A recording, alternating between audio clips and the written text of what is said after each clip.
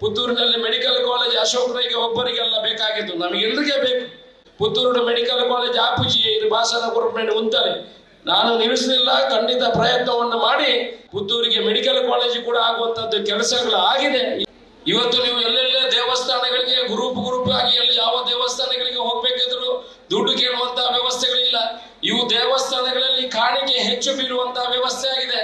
ಧರ್ಮಸ್ಥಳದ ವೀರೇಂದ್ರ ಹೆಗ್ಡೆ ಅವರು ಒಂದು ಪತ್ರ ಬರೆದಿದ್ದಾರಂತೆ ಸರ್ಕಾರಕ್ಕೆ, ನೀವು 2,000 ಗ್ಯಾರಂಟಿ ಕೊಡುವ ಮುಖಾಂತರ ನಮ್ಮ ದೇವಸ್ಥಾನದ ಹುಂಡಿಯಲ್ಲಿ ಮತ್ತೆ ದೇವಸ್ಥಾನಕ್ಕೆ ಅತ್ಯಂತ ಹೆಚ್ಚಿನ ಧನ ಬರುವಂತಹ ಕೆಲಸ ಆಗಿದೆ ಅನ್ನೋ ವಿಚಾರವನ್ನು ಧರ್ಮಸ್ಥಳದ ವೀರೇಂದ್ರ ಹೆಗ್ಡೆ ಅವರು ಕೂಡ ಒಂದು ದೇವಸ್ಥಾನದ ಧರ್ಮದರ್ಶಿಗಳಾಗಿ ಪತ್ರವನ್ನು ಬರೆಯುವಂತಹ ಕೆಲಸವನ್ನು ಮಾಡಿದ್ದಾರೆ. ಇವತ್ತು ಯಾಕೆ ಇದನ್ನು ಮಾಡಿದೆ ಅಂತ ಹೇಳಿದ್ರೆ, ಮಹಿಳೆಯರ ಆರ್ಥಿಕ ಪರಿಸ್ಥಿತಿ ಮೇಲೆ ಬಂದ್ರೆ ಆ ಕುಟುಂಬದ ಆರ್ಥಿಕ ಪರಿಸ್ಥಿತಿ ಮೇಲೆ ಬರ್ತದೆ.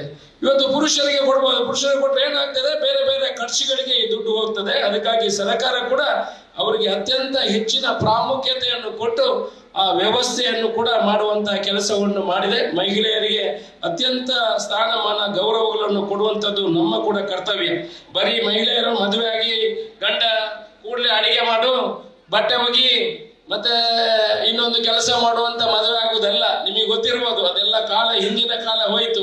ಈಗ ಮಹಿಳೆಯರಿಗೂ ಕೂಡ ಬೇಕಾದ ಸ್ವಾತಂತ್ರ್ಯವನ್ನು ಕೊಡುವಂತಹ ಕೆಲಸ ಗಂಡಸರು ಕೂಡ ಮಾಡುವ ಅವಶ್ಯಕತೆ ಇದೆ ಅಂತ ನಾನು ತಿಳ್ಕೊಂಡಿದ್ದೀನಿ ಪ್ರಸ್ತುತ ಈ ಪರಿಸ್ಥಿತಿಯಲ್ಲಿ. ಅದರಿಂದ ಮಹಿಳೆಯರು ಕೂಡ ಯಾವುದೇ ಒಂದು ಕೆಲಸವನ್ನು ನಿರ್ವಹಣೆ ಮಾಡುವಂತಹ ಶಕ್ತಿ ನಿಮ್ಮ ಹತ್ರ ಇದೆ.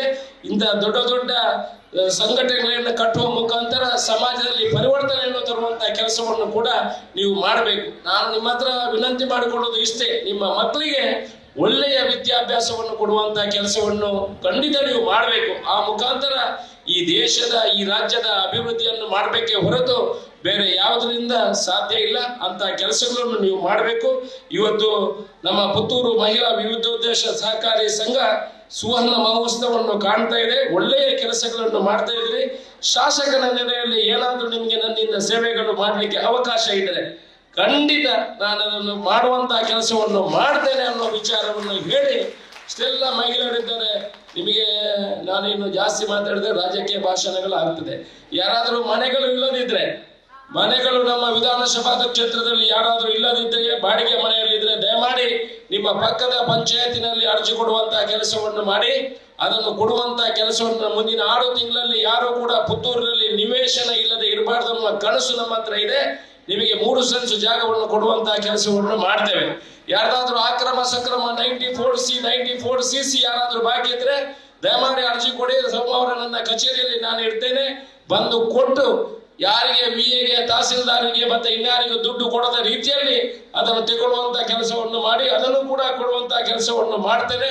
ಇನ್ನು ಏನಾದ್ರೂ ಸೇವೆಗಳು ನನ್ನಿಂದ ಇದ್ರೆ ಅದನ್ನು ಕೂಡ ನಾನು ನಿಮ್ಮ ಹತ್ರ ಬಂದು ನಮ್ಮ ಹತ್ರ ಸೋಮವಾರ ಕಚೇರಿಗೆ ಬಂದು ಪಡ್ಕೊಳ್ಳುವಂತಹ ಕೆಲಸ, ಪಕ್ಷಾತೀತವಾಗಿ ಅದನ್ನು ಮಾಡುವಂತಹ ಕೆಲಸವನ್ನು ಮಾಡ್ತೇನೆ. ಬಂಧುಗಳು ಇದನ್ನು ಮಾಡಿಕೊಳ್ಳುವಂತಹ ಕೆಲಸವನ್ನು ಮಾಡಿ ಅಂತ ಹೇಳಿ, ಏನು ಕೆಲಸಗಳಿದ್ರೆ ಅಶೋಕ್ ರೈ ಹತ್ರ ಅದನ್ನು ನೀವು ಕೇಳಬಹುದು. ಅದಕ್ಕೆ ಮಧ್ಯವರ್ತಿಗಳು ಯಾರು ಅವಶ್ಯಕತೆ ಇಲ್ಲ.